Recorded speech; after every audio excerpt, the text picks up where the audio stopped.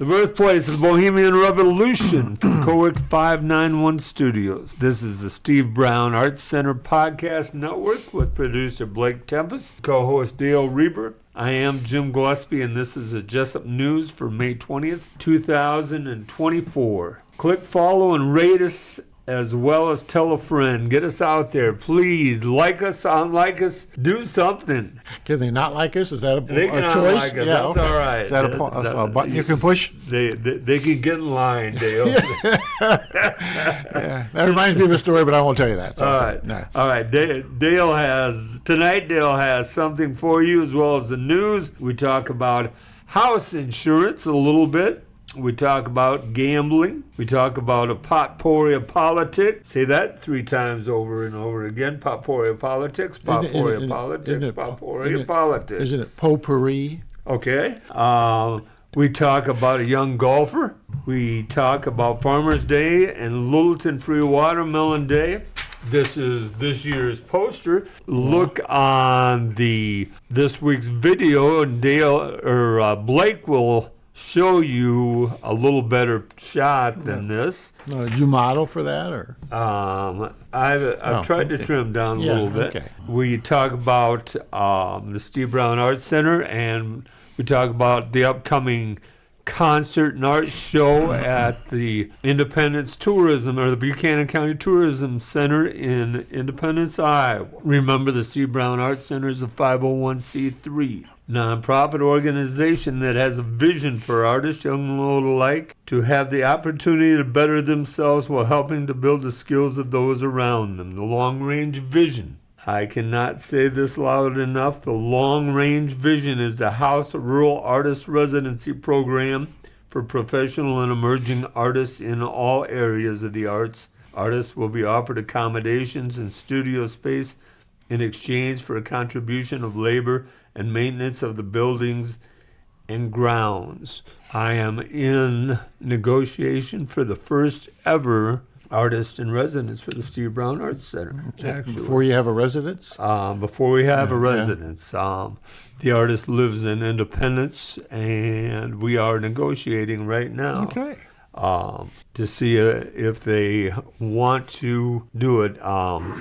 The artist just retired, so he has time and wants to become more involved, but he doesn't. Like all of us, when we retire, we're not sure how retirement is going to go. Yeah, we have to figure out how we're going to spend our time. Yes. We're worried about spending money. Now we need to worry about spending our time wisely, because that's what we have, and we don't know how much. That is so good. That is well stated, Dale. So remember, the long range vision is to have a building for artists to live in. Sometimes we lose that vision. Dale, let's start with some questions for you about politics. Okay. These are as we prepare for the 2024 election here. These are pretty big deals. Okay. As I ask you this question, the most ever third-party candidate ever received was 19 million votes. We talked a little bit about him. He was a Texan last week. Ross Perot. Yeah. He received 19 million plus when he ran. Well, my question to you, the first question to you is this. Will RFK Jr. get over 19 million votes? No, I don't think so. I would agree with you. He does not have the salesmanship that Ross Perot had. Right, and Ross Perot was self-funding. He was a billionaire, and he was feisty, and he was used to making tough decisions, and he spoke like a man who could get things done. Mr. Kennedy doesn't come across that way to me. He doesn't come across as someone who's used to ordering people around and getting things done and getting the job done, that sort of thing. So I can't see him getting even close to that. I would agree with you. So the second question then is, will he get an electoral vote? Perot didn't get an electoral vote either. Yeah, I can't see him the states that would vote for somebody like him and get him a vote, I think it would be the low population states, and they're all pretty wrapped up, as being a red state and that sort of thing. And so, unless something crazy happens with Trump, where if Trump was not able to be in there, and then there might be people that went to him, but I don't see it. The third question, there were 154 million plus voters in the 2020 election. I believe Biden received like 74 million and Trump received 70 million. Then there were another 10 million spread out. Sure. Who would, or over and under, will there be 154 million voters in the 2024 election? Well, you would think so, but you hear people talking about they don't like either one of them. They don't like Trump because of all this other stuff, and they think Biden is too old, and so those people sometimes tend to stay home. I don't see how we couldn't get a big. I'm going to say we're going to get more than that. That we're going to have a big turnout. I think a big turnout is important to both these guys, and so I think they're going to want a big turnout. In a lot of states, Dale, the Republican Party has worked to prevent outside voting outside of Election Day. Mm-hmm. Yeah. And if they did their job, that will cut down on voters. So I would say it goes under. Okay. But if they did their job, they would sell their party and their platform to voters, and it wouldn't matter to them as well. Yeah, I see what you're saying. I think it's going to go under, Dale, Okay. but I hope you're right. Yeah. I like the Australian law where it is the law that you must vote if you're legal voting age. Mm-hmm. And they have it on a weekend. They have it on a weekend. Or some countries have it like on Sunday. Yeah. It's Election Day. Well, it's a holiday, whatever day it is. And I was on Jeopardy today or someplace where there were 11 candidates for this one, a mayor's job or whatever in a city, and they don't have runoff elections. So the guy who won had 23% of the vote, but he had more than anybody else, so he got the job. You got the job. Wow. I don't think I like that too much, but it'd be hard, I think, to govern when you say, I got 23% of the voters support me. Well, that's not very many. But it happens that way. You think of the city council in Jesup, or you think of the school board elections. Yeah. There's very small numbers get people elected. Yeah. Especially in non-presidential years when they vote that way. Yeah, that's when the school board and city vote. And because I'm always surprised at how few people vote. Mm-hmm. And even sometimes there'd be money issues that would be important, you would think, to people, and they still don't show up to vote. And so, I don't know. You remember that year we had like 20-some people running for school board? I can't remember what the controversy was, but it was, oh, man. And I think there were 3 seats open or whatever, and there were like 20, and they had a big debate in the gym, and they had them lined up across from almost one end line to the other. Yeah. And I don't know if they were there 2 hours, but they hardly got a chance to talk because by the time everybody answered the question, then it was, 20 minutes had gone by, and then they have the next question. And so... that must have been before my time. It may have been. I don't know. It was, but I can't remember what the controversy was. But it was quite the thing, and a lot of people were running for school board. So interesting. Yeah, it's too bad it's not that way anymore. Now they struggle to get people to run. Well, that's the thing. See, and it's a thankless job. I mean, people are getting vilified. People are getting shot for what they believe or what if they don't vote this way or that way. We're becoming more of a, I don't know if vindictive is the word, but a society where if you don't get your way, you're very upset about it. And so that's kind of scary, too. So number 4 here, and Grassley said that he will run in 28. Okay. He will be 95, I believe, in 28. Yeah. If my numbers are right, or right in there. I may be confused. He's 89 right now. No, that's not. Well, he won. Was it in 20? He was elected, or 22? His last time. 22. 22. So he'd have 6 years. So he would 20. So I don't know how old he was, but he'd be. 90. I know he'll be in his 90s, and so. So will Grassley be reelected? I don't know. It was interesting. You ever watch The Daily Show with Jon Stewart? Yeah. And this last week, he talked about politicians and how well they do in the stock market, which is something we have talked about before on this show, and that the average gain in these mutual funds and stuff is 8%, but politicians average over 12%. So they're very good in the stock. They can't do anything else, but they're all that inside information. Right. And one of the congressmen and senators he pointed out was Charles Grassley, who made $370,000 in some kind of a government payout thing that it's a little questionable whether or not he was really eligible for that or not. And so that has nothing to do with your question, but I just thought it was interesting because a lot of times his name doesn't come up, but it was there on a national television show as far as someone. And he said that Menendez was going to blame his wife, and on the news tonight, Menendez said, yeah, those gold bars, they belong to my wife. I didn't know anything about them. So I thought that was really interesting. He said, yeah, Stuart, that's a classic defense. You blame your wife for it. So, so I'm going to say no. I don't think he will run for re-election. You don't? No. He won't be elected. He won't be elected. Really? Yeah. Okay. Yeah. So number 5 then, will Kim Reynolds be reelected in 2026? Oh boy, there's a lot of people who don't like her. So I don't know. A lot, Corey, well, you know this. A lot depends on what she does between now and then, but I don't know. Realistically, if the state stays the way it is, she probably will be reelected. Yes. Here's a tough one for you, Dale. Well, like the others were so easy. I've been leading you up to this. Who will Trump's vice presidential nominee be? They've been parading to court for him. Oh yeah, and sitting behind him. It's hard to think of anything except ass kissers, right? I mean, they're all right there. They said today it was not be Nikki Haley. He has not said who it would be, but he said today it will not be Nikki Haley. So it'll probably be Nikki Haley the way things go.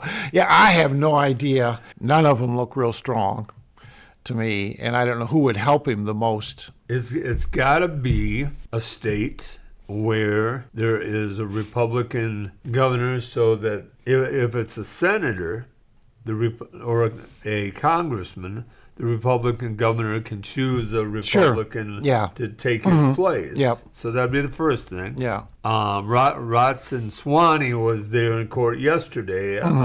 He's trying to work his way. Yeah. And the Speaker of the House was there too, I see. Speaker of the House was there yesterday. And the Scott was there, and I know there were 6 or 7 they showed. The governor of South Dakota had worked her way into it, and then she came out and said she shot her dog. She shot her dog. That was the wrong thing to say. But then later in the book, she said she met with Kim Jong-un in North Korea. Now, if she'd have shot him, then I'd vote for her. See? Easy, I'm steady. Okay. That's bad. I know. So.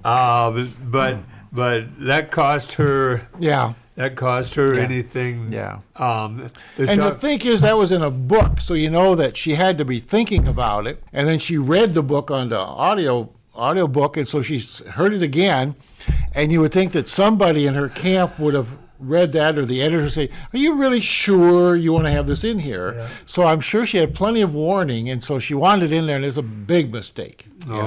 Big mistake. She made there's talk today about the North Dakota senator, but that's only 2 electoral votes, if I'm not there's mistaken. Hardly anything there, Yeah, the population-wise, and so. But Trump is leading in 5 of the 6, what do they call those states that are... the swing states. They make a difference. The only swing state he's leading in is Michigan. He's leading or losing in Michigan. Or losing in Michigan. But it's all close, right? It's all for the most part. Except for Nevada. What are you going to do about Nevada? Yeah, gamble. All right. So you have no prediction there. I guess I don't. I don't think it'll be. Can I say it won't be Mike Pence? But there you go. But I don't know. I would not hazard a guess. I have absolutely no idea, and I doubt that he does either. But they've been meeting with people down in Mar-a-Lago. Is that how you say it, Mar-a-Lago? I believe so. Yeah. I'm not sure what that means, but okay. And the final question: will TikTok be around in 5 years? Boy, the people that use it are ganging up. On the government, they really are. There's a big movement out there to save TikTok by the people that use it, and so I would say I think there will be, in one form or another, either the people that own it now, the Chinese, will sell it to somebody just to get some money out of it, or the government will change its mind about the whole thing. But because I don't know how much of that whole Chinese thing is like a political thing. It's just like you mentioned the boogeyman. You got to have somebody to be the bad guy, and right now it's the Chinese that they want people to be afraid of. And so I think there will be TikTok because there's so many people like it that they'll get it one way or the other. They'll keep it. So I'm going to say that. All right. Thank you. That's all right. So did you mark those down so we can see if I'm right or not? Have to wait till 2028. Yeah. This is Steve Brown Arts Center Podcast Network. I'm Jim Gillespie with Dale Rueber, and we are coming to you from beautiful downtown. It is a beautiful day outside. Beautiful downtown Jesup, Iowa. Did you notice that the planters all have flowers in them now that they put on the street? They do? Yeah. And they're just green now. There's no blossoms yet. Right. But today's the first day I've noticed that just when I was walking down here. They all have some flowers in them. So I have a lady that runs a nursery for me, or runs a nursery planters for me, and she does an incredible job. I brought them home the Saturday before Mother's Day. By Monday, the deer had chosen certain plants to eat out of them. I saw her today at the bank, and I told her what the deer had done, and she said, "Oh my gosh."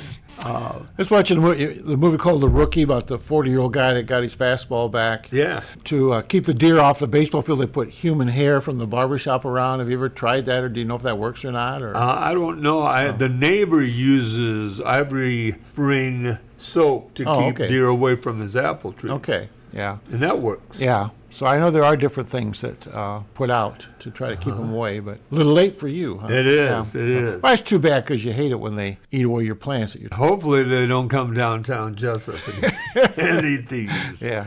Well, we used to have rabbit problems, but then we have, I don't know, there's 2 or 3 feral cats in the neighborhood, so we don't have very many rabbits anymore. There you go. Yeah. There you go. All right. Dale, I have a story about a Cleveland salesman. He was 25 years old, this salesman. He wasn't a very good salesman, didn't like his job. He liked to golf even better than he liked to sell. And so he would go out golfing. He was a very good golfer. One day, a friend of his invited him to play at a course called Pine Valley. And Pine Valley is a very hard course to play. This salesman not only wasn't a very good salesman, but he wasn't very good with his money. And he needed hundreds of dollars. His friend introduced him to these other 2 guys, and he said he's a real good golfer. And the salesman said, "I tell you what, I will give you $100 a stroke for every stroke I shoot over 80. So if I shoot 85, I'll give you $500. He was a pretty good amateur. Sure. But this was a tough course. And he says, but every stroke I am under par, you give me $100. Well, these guys thought, well, God, it's tough enough to shoot under 80. And he says he's going to shoot it under 72. We'll take that bet. Okay. Well, it's the first hole. And the first hole is a par 4, a long par 4, about 420 yards. And his second shot, he shoots over the hole, and then he chips on, and he's got a 30-foot putt for bogey and makes a 30-foot putt for bogey. So after the first hole, he's 1 over, not 1 under, but 1 over. Yeah. And it looks dire for him. They play those 18 holes, and they finish, and he is at 64. Or excuse me, he's at 68. 68, okay. Yeah, he's 4 strokes under par. And these guys are just amazed. And they didn't realize they were playing a guy that had no money, and he couldn't have paid him if he wanted. A desperate golfer, Yeah. Every shot was crucial. And every minute he was playing, he was thinking of his girlfriend Winnie. So his mind was wandering during this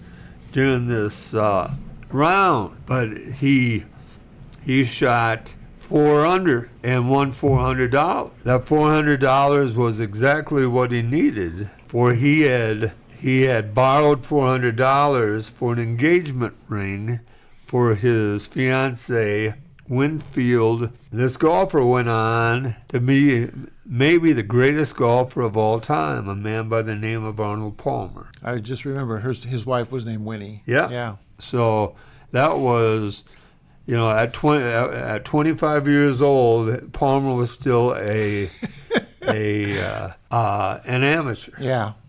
So rather interesting story. Yeah. And he's the man that really changed the face of golf. Yes, he did. Yeah. Arnie's Army and that sort of thing. Just made it There was- very popular. There was a lot of guys his age that popularized Lee Trevino and Chichi Rodriguez. Yeah. Now, he was a hustler. That's how he learned to golf. And like sometimes he would bet, and he would play around using a Coke bottle for a club, or he used a putter, only one club, and that'd be a putter. And that's what he'd use, and he'd still beat him. Yeah. And so but he was a real hustler. Growing up, that's how he made a living, was hustling golf. And then Jack Nicklaus came along. Yeah. And then they had the rivalry between him and Palmer, and it was very good for golf. Every sports needs a rival. You do. Every Jesup needs a Wapsie Valley. Yeah. It's something to get them out to the game. Yeah. It does help. Yeah. Yeah, it does. So Dale, what do you have for Jesup news this week? Well, I was talking with Colin. I kind of made the rounds today. The Veterans Park funding I've been talking about, and that's this brochure here. To see how they're doing. And he said, well, they haven't had any more big donations, but they have sold 50 of those pavers. So that's bringing in some money, but he thinks they still need close to $100,000 yet. And no more big donors have stepped up yet. And so it's kind of, I guess, I'm sure they're waiting for the money before they can go too far ahead. They've got quite a bit on hand, so if they can do a partial thing to get it going, I don't know. The splash pad, what's is that? I'm trying to think what street that is, but it's over in the southwest corner of town, excuse me, on May 23rd, after the school's out. They're having a grand opening at 4 o'clock, and the Bible Fellowship Church is going to be there selling burgers and brats, I guess, serving burgers and brats as part of raising funds. And they have phase 2 plans. I don't know if you've ever been to a splash pad, but the one I was at, they had a big bucket, and water pours into the bucket and it tilts it. And then when it gets so full, it tilts over and it just drowns whoever's below them. Well, they have all the plumbing and everything in for the big bucket. They just don't have the big bucket. And he said, that's like $40,000 more. And so they're waiting on that. And they also would like to build like a bathhouse, restroom kind of thing where people could change and have a nice, restroom there and everything like that too. So they have big plans. That's why they're still trying to raise money for that. But that grand opening will be May 23rd at 4 o'clock. The school has got a lot of things going this summer, and it's on their webpage. If you go to jesup.revtrack, revtrak.net, you can get all this information.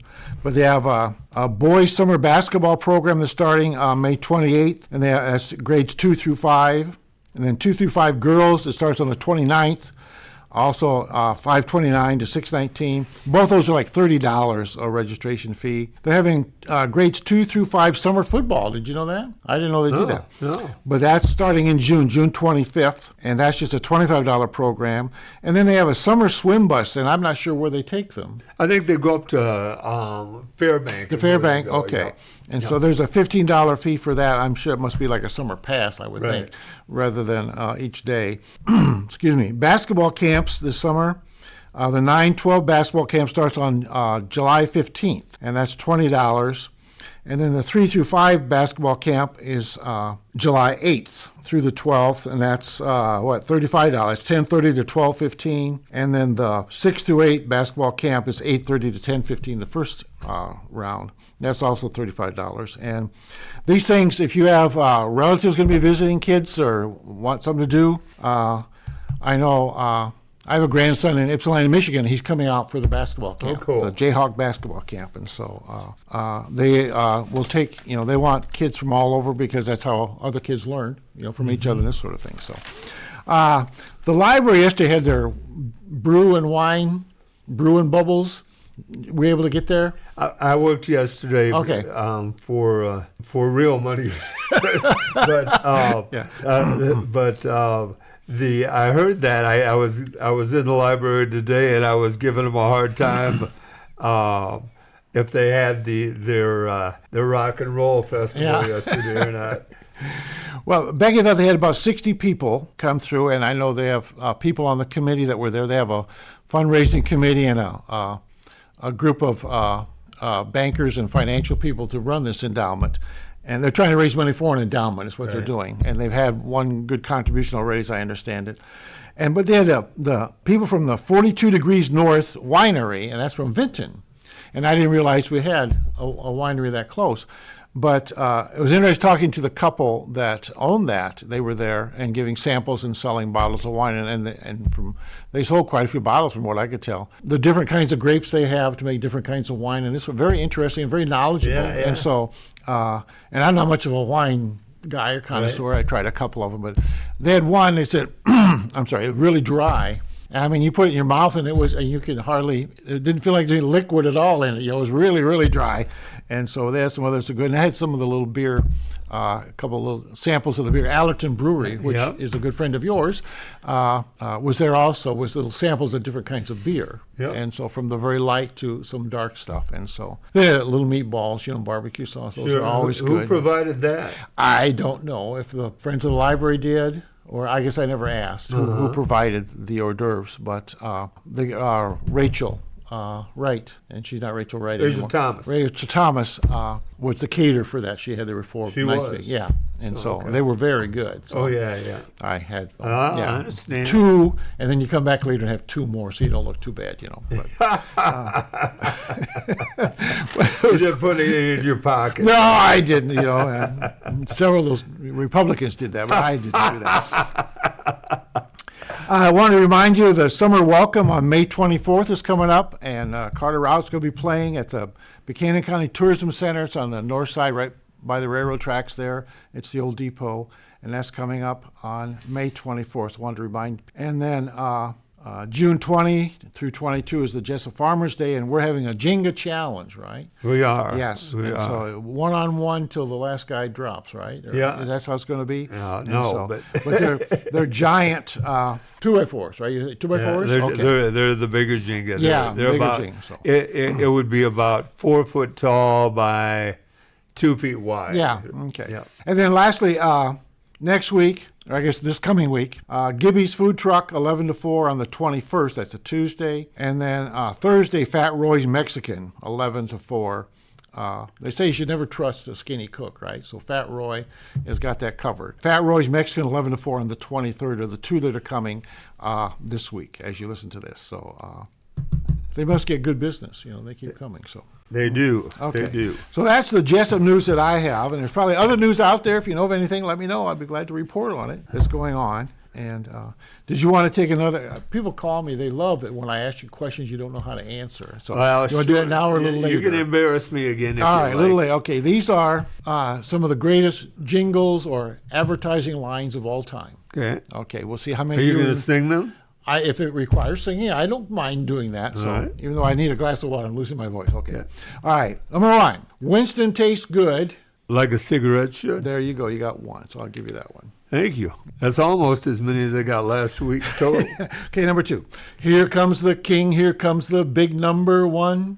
Here comes the king. Here comes the beer number 1. The big number 1. Here comes the king. Here comes the beer number 1. Budweiser. That's right. Okay, come to where the flavor is. Come to Marlboro country. There you go. See there? How those things, that's why commercials work. Yeah. My baloney has a first name. It's OSCAR.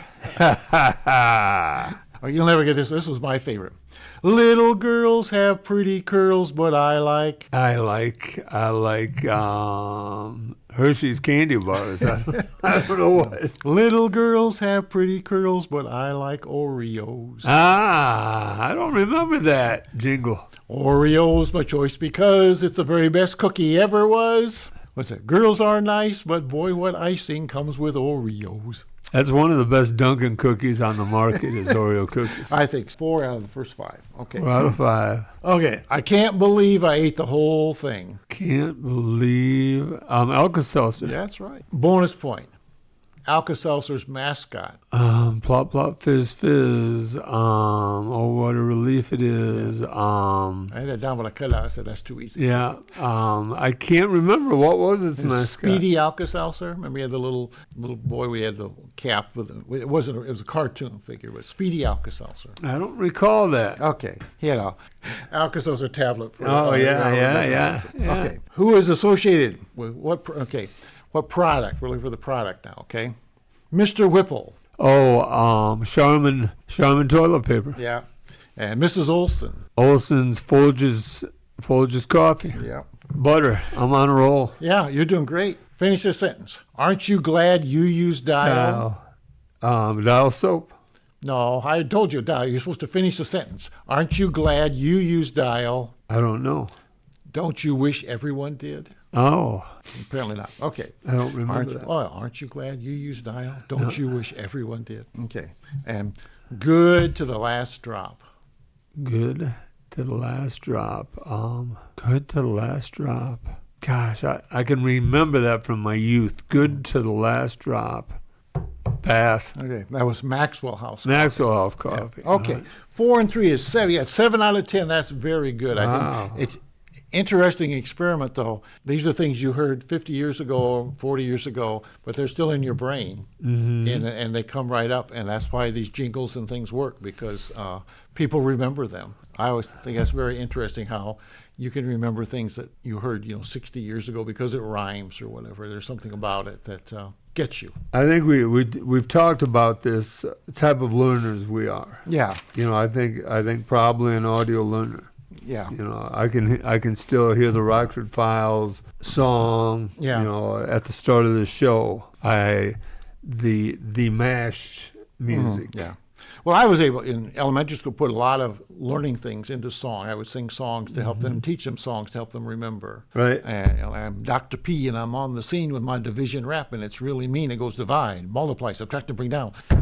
Stuff like that. Interesting. Yeah. How was it? Mean, the average, mode, most often, range, subtract the smallest from the largest, median, the middle, when you write them from the greatest to the least. Would they sing them back to you? Yeah, and we sing them enough that when they were doing a little test, you could hear them. So, trying to remember which one, if the word was mode, they tried to sing through it. So, yeah. So there was a lot of things you could do, but I always thought, since I remembered songs really well, song lyrics, I always thought, well, this will help kids remember also. So we did a lot of that kind of stuff in elementary school, trying to get kids. And I had a whole book that I had purchased at a meeting that the lady had taught middle school, and she had written all these things to help her students. And they were a low-achieving middle school, and all at once those kids, when they took the end of the year test, they were way up there. Wow. And she said, and a lot of it had to do with memorizing these little songs. Yeah. And so, but then I went around and said, I'm retiring, you'd be interested in singing these things? No. So nobody else wanted to do it. So I think I took the book to Area 7. It's probably in a dumpster by now. Right. But, all right. That's all I got. Thank you, Jim. All right. Well, thank you. Thank you. So Dale, the insurance on your house, how often do you pay? Do you pay by the month? Do you pay every 6 months? Every 6 months. You pay every 6 months. Yeah. Yeah, that's what I do. I pay every 6 months. The actually and the a lot of people pay with their mortgage. It's in with their mortgage. Yeah. But the reason I ask this is there's a report today out in the New York Times. They were talking about there's insurance companies that are leaving states all over the country. And matter of fact, there were 18 state insurance companies lost money in last year because of storms and fires and other things. Oh yeah, you can see it. And they closed down. The best example that I would have given you as I listened to this report this morning, it was on the Daily, was Florida. Insurance is out of control. One of the problems is, let's say you lose one shingle on your house, you have to have your whole roof, and so the insurance company has to pay for that. Yeah. And so insurance is out of control. They are now about 2.5 weeks from hurricane season starting there, and they're saying that it is going to end, but then it's going to end insurance in Florida. You know, people won't be able to get insurance in Florida. Yeah. And it's one of the most expensive states to live in. And I thought, well, I'm so lucky I live in Iowa. But then then they said, the best example we can give you is Marshalltown, Iowa. Marshalltown, if you remember, in 2018, they had a tornado hit. And then the derecho hit, would that have been 2022 or 21? Yeah, I'd say more like 21. I'm not sure, but if you drive into Marshalltown and you look at it, including the courthouse, there are a lot of houses that have new roofs on. oh yeah, The guy went to an insurance salesman there and brought in people, and people are struggling to be able to pay for their insurance in Marshalltown, Iowa. yeah, And then he went east to Cedar Rapids. And Cedar Rapids is just finally completing their cleanup from the derecho. Yeah. And they can't, there's a certain cul-de-sac where it sits up on a hill and people are struggling to buy property insurance. And they asked, well, what is the answer to this? And the probably either having universal government insurance where you buy sort of like health insurance, okay, or you look at and you can get flood insurance, but flood insurance is so expensive. yeah, and it's really hard to collect on, is what I've heard. It is, and that's a problem here. And so they're saying in 10 years we're going to have a major problem. I don't know about you, but every time I get a new insurance or an updated insurance policy, there's at least 2, if not 3, things in there that says your insurance does not cover this. Yeah. Your insurance does not cover this. Yeah. Because they're losing money. And they really encourage you to higher deductibles too. They want, because a lot of claims are the $300, $400, this or that thing. And so if you have the $1,000 deductible instead of $500, they're able to give you a little bit better rate. Well, and that's what they're talking down in Florida is they're talking like $120,000 deductible. Okay. Yeah. Yeah. Yeah. I mean, there's no way. Imagine a young couple Oh, sure. building a house, Yeah. Which you're not going to go to Miami and build a house for anything less than $1 million. Oh, I'm sure. Yeah. So there's no way, I mean, obviously you could afford a $120,000 deductible if you can build $1 million house. Yeah. You can't move to Miami or Southern California or Southern San Francisco California, area. yeah. It's just, and there was a thing yesterday, like 49% of all credit card holders are carrying a balance on that, and they're paying that super high interest. Do you have a credit card, Dale? Yeah. Yeah. Have you had one all your life, or? Well, the first time I applied for one, I fill out the form and I turned it over, and then down at the bottom they had your income. It had to be this high. I said, oh, well, I guess this is a waste of time. But yeah, I guess I don't know when I've had, but it's been, 25, 30 years or Right. whenever. When you start traveling and you need to reserve a hotel room, I think is when we, with credit cards. But we've always paid the balance off. Yeah. Every month. Yeah, that's what I do. And you say, because you can get so far in the hole with those things. It's just terrible. So It is. You look at a credit card, and if you get a new one, you will get within the next month. You will get at least 4 new applications from Yeah. other ones because your name is on the list. the whatever list. That's it, Yeah. We were talking about roofs. A few years ago, my kids in Johnston, there was a hailstorm through there. and there was some damage to their roof, but there was no leakage or anything they could discover. The adjusters came and there was some damage to the roof, so they had to have the whole roof replaced. Right. And there were several houses in that neighborhood, same thing. Everybody putting brand new roofs. And so I don't know what the extent of the damage was, but it was enough that they said, no, we'll just. I guess I haven't asked them if their insurance premiums went up or not, but I know they're going up. My insurance guy said they'll go up because he says his company paid out more money from that 2 hours of that derecho than they do for years sometimes, billions of dollars. And so he said, it's got to go up. He says, just no other way around it. And so I have friends that theirs have gone up like 42% in the last year and 30%. And so I know they're going up. And it gets to the point, a lot of insurance, you can say, I can, like car insurance. I'll just go have the legal stuff and not have any of the other and take a chance to save money. And but with a house where you got, most of us, the house is our biggest investment. Mm-hmm. And we can't afford, you have to have one, you have to have a place to live, and so you can't afford to not be insured. More and more, even car insurances now are, if you have more than 2 claims, they're denying you or they're dropping you. Yeah. Because they can't afford to keep you anymore. Yeah. Cars are out of control. Even though it's not your fault. Yeah. So that's what gets me. They'll drop you, even though you did nothing wrong, absolutely nothing wrong, but still they'll drop you because you had a claim. And you say, well, that's what you're there for. I had a friend that was an insurance adjuster, and he was hardened. He's retired now, but he was hardened by the end, because, friends of his would call him names. Yeah, bad names, names, because he was an adjuster and would deny, Well, my experience, the first time I had a problem, you had to take it and get a couple bids, and then the insurance company would pay you according to those bids, the lowest bid. But the last time I had a claim is my wife ran into a deer, and the car was still drivable, so it was home in the driveway. And you call the insurance. Well, they said, we'll send an adjuster. So the adjuster comes and looks at it and writes me a check and said, this is how much it'll take to fix that, and gives me the check. So I drive the car down to Jesup Paint and Auto Body, and Darryl said, oh, no, it won't cost anywhere near that. And so he fixed it for me, looked great. And so I made like $500-600 on the deal.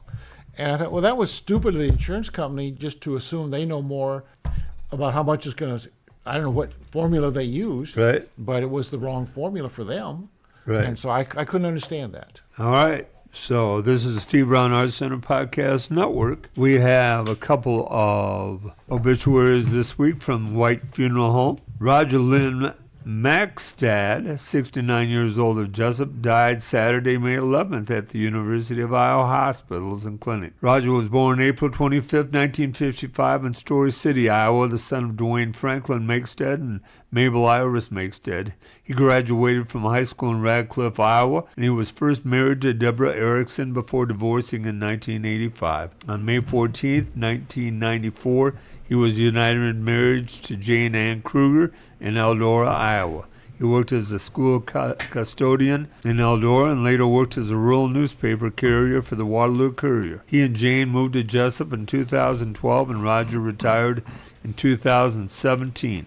Roger is survived by his wife Jane, 2 sons John and Ryan, 1 stepdaughter Sarah Kelly of Independence, and 3 grandchildren, 1 step-granddaughter Alexis Kelly, 3 brothers Wendell, Dale, and Dean. His parents preceded him in death. The second one, Marvin P. Hirschberger, 82 years old, of Jesup, entered into rest on Sunday, May 12, 2024 at his home at Winding Creek Meadows in Jesup, Iowa. Visitation at White Funeral Home in Jesup began with Knights of Columbus Rosary and with a parish vigil. Marvin was born November 3, 1941 in Beloit, Wisconsin, to Paul Nagy Hirschberger and Frances Henrietta Hirschberger. He graduated in 1960 from Don Bosco High School in Gilbertville, Iowa. He enlisted in the U.S. Navy. He was a Navy man and served from January 1963 to January 1967. He was stationed with the Mine Pack West Unit in Long Beach, California, and served 1 tour in Vietnam on a minesweeper.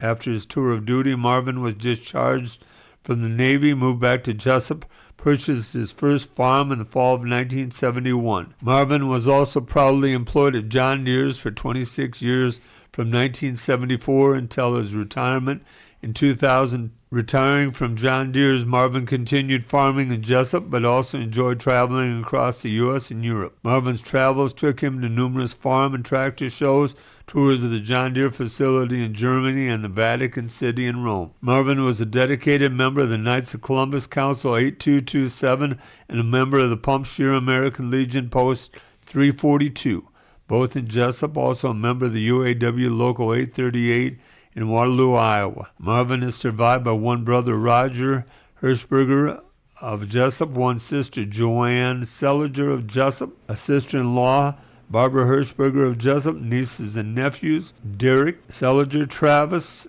Seliger, Jared Seliger, Seth Seliger, Alicia Peterson, Paul Seliger, Brian Hirschberger, Shelley Hirschberger, and Brett Hirschberger.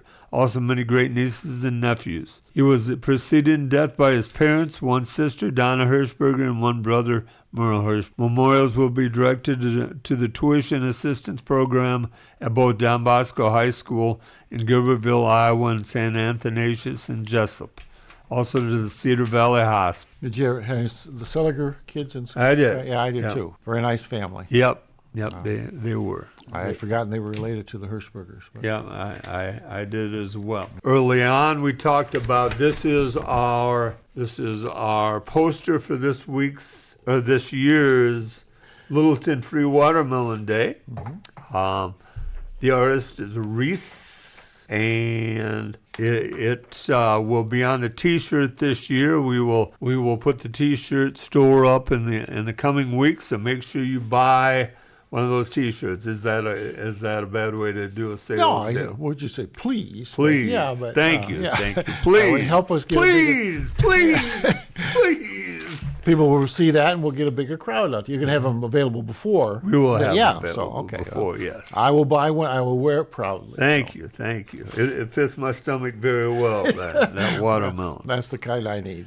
Yes. A concealer rather than. All right. I heard a story today on the news where couples are being paid to move to a smaller town. This was in West Virginia, where the couple got $10,000 to move from a city to a smaller town in West Virginia, and they had to agree to stay there for a year or so. And now there's a man, a wife, and 3 or 4 kids, but they just love it there. They do all the out in the woods trying to stuff and everything, and they just love it. And that it's more common than I dreamed of, where there are funds available to pay people to move to a smaller town to try to pep up the small towns. And I thought, well, if they offered me, I don't know, how much would I have to have to move there? But there's no housing available in Littleton probably. And so the year I retired, West Virginia came out with that. Uh-huh. And I looked into that. My father was from West Virginia originally, and I looked into that. They were offering a $20,000. It was not exactly $20,000. It was like $19,000 a year grant, and you had to live there for at least 2 years. Yeah. And you had to work in a leisure job, but they would set you up with a job. Oh, okay. And I really debated that. Mm-hmm. Yeah. But $19,000 and it's amazing, Dale. And I don't know if you went through this when you retired. The number of jobs I was offered in that first few months of retirement, part-time jobs and things like that. And every once in a great while, I will receive one. It's quite interesting. But I like. West Virginia would be a wonderful place. It would be like living out by Littleton. Yeah. What gets me is some of these places, there's a small town you move to, it's like 10,000 people. You say, well, that's not a small town. No.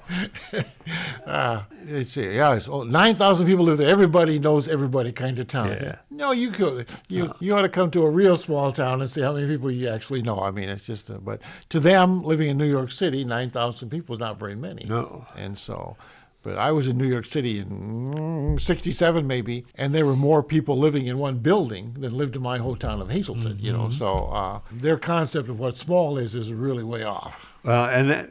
I talked about that reporter talking about Marshalltown today, and he was calling Marshalltown a small town in Iowa. Yeah. And I was thinking, you get this wrong, man, but all right. No, I remember that because I had ordered a new Lennox furnace.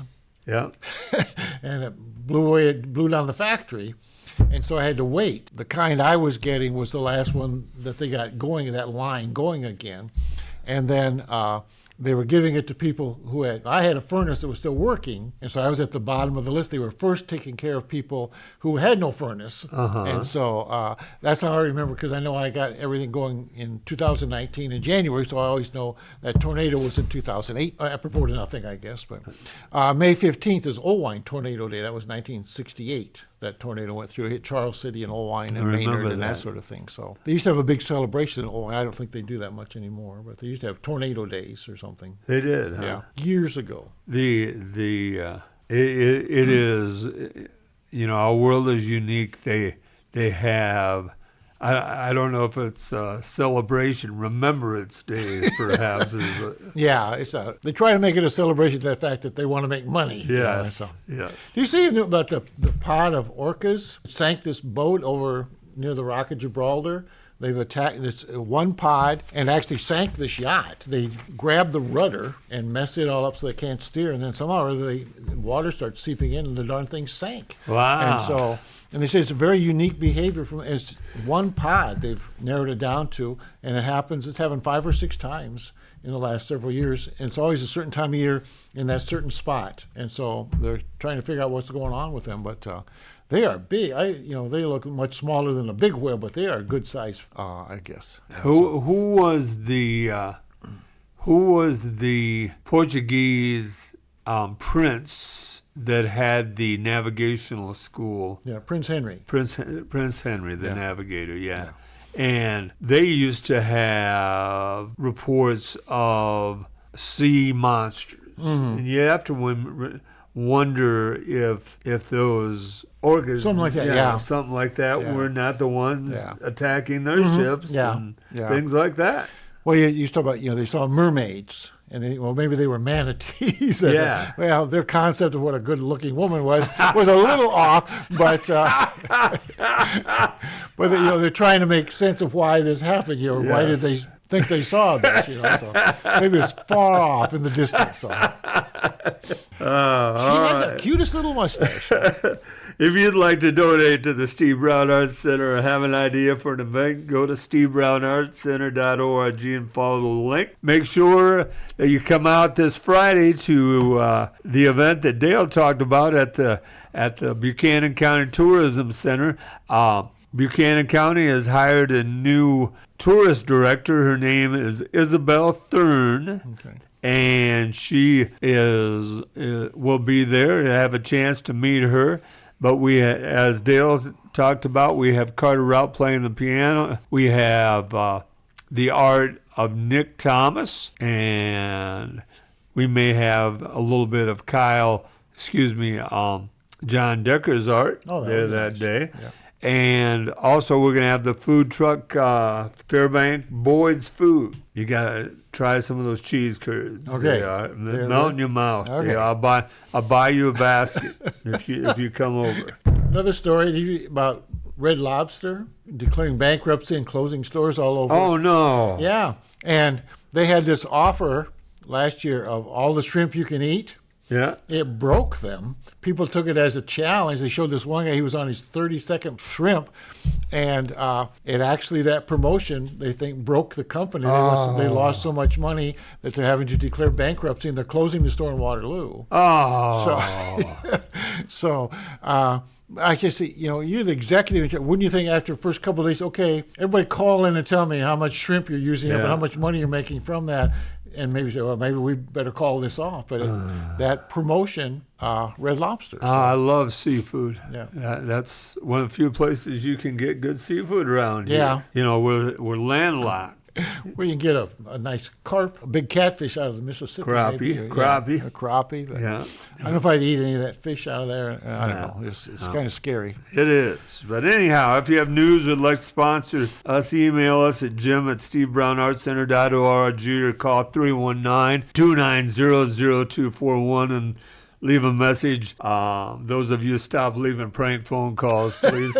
I'm Jim Gillespie with Dale Rueber, and thanks to our producer, Blake Tempus, as always, and Kelly Seahas. We've got a college graduate over there who you can just see the pressure off his shoulder.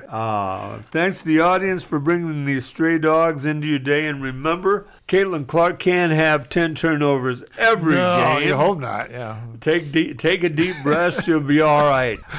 Remember, each day is about little victories. That's right.